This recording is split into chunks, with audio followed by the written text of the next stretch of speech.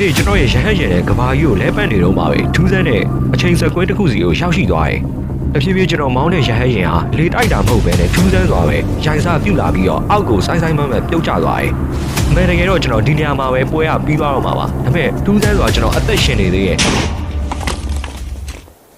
ကျွန်တော်ရောက်ရှိသွားတဲ့အချိန်စက်ကွင်းတစ်ခုကတော့ကျွန်တော်လူသားတွေရဲ့အစားလိုတောင်ပြောလို့ရတဲ့ကြောက်ကက်ကိုရောက်သွားတာဖြစ်ပါတယ်။ဒီကဘာကြီးမှာအသက်ရှူဖို့တောင်မှမဖြစ်နိုင်တဲ့လောက်ပါပဲ။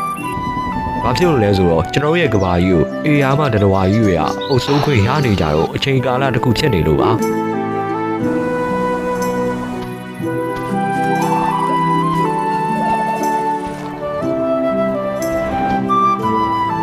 ဘယ်လိုပဲဖြစ်ဖြစ်ကျွန်တော်ဒီအချိန်စက်ကွင်းကြီးကနေပြီးတော့လွတ်မြောက်အောင်လုပ်ရမှာဖြစ်ပါတယ်ဒီအချိန်စက်ကွင်းကနေလွတ်မြောက်ဖို့ကျွန်တော်မှာရက်တရာအချိန်ရှိပါတယ်အဲ့ရက်တရာအတွင်းဒီအချိန်စက်ကွင်းကနေမလွတ်မြောက်နိုင်ဘူးဆိုရင်ထာဝရပိတ်မိအောင်မှာဖြစ်ပါတယ်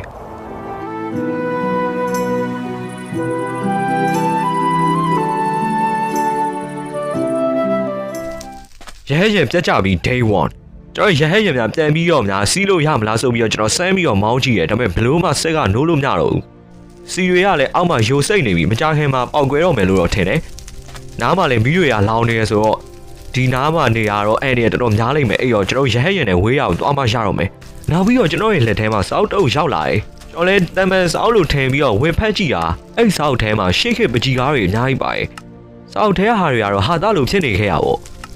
ရုပ်တုံးသွားပြီဖြစ်တဲ့ဒိုင်နိုဆောပုံတွေမြောင်များစွာအိတ်ဆောင်းမှာရေးသားချက်ပြုထားတယ်။နောက်ပြီးတော့ဒီဒိုင်နိုဆောအသားတွေနဲ့ဘာတွေလုပ်လို့ရရဲဒီသူတို့ရဲ့အရေးခွန်တွေနဲ့ကျွန်တော်ဘာတွေလုပ်လို့ရရဲဆိုတာတွေအားလုံးဒီဆောင်းမှာလမ်းညွှန်ထားတာပေါ့။ဘာမှလည်းမဆိုင်ဘူးဒီဆောင်းကိုကျွန်တော်ရလာရဲဆိုတော့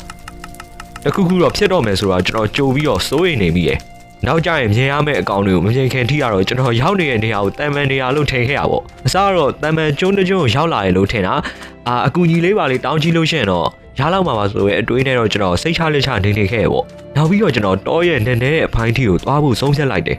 အဲ့မှာကျွန်တော်တွေးလိုက်ရတဲ့အကောင်တွေကတော့ကျွန်တော်မျက်လုံးတော့ကျွန်တော်မယုံနိုင်တော့ဘူးဗျာအဲ့မှာကျွန်တော်တွေးလိုက်ရတာတော့ဒိုင်နိုဆောမျိုးစိတ်တွေမှာအကြီးဆုံးဖြစ်တဲ့ Brontosaurus ဆိုတဲ့ကောင်ကြီးကိုကျွန်တော်မျက်ဝါးထက်နဲ့တွေးခဲ့ရပဲဒီကောင်တွေကလူတွေတော့အန်ဒီရတော့မပေးဘူးဒါပေမဲ့အနားကိုလည်းသွားကတ်လို့မရပြန်ဘူးဘာဖြစ်လို့လဲဆိုတော့သူတို့မှာအေယာမဝိတ်တန်းတွေရှိရဲသူတို့တခါရဲ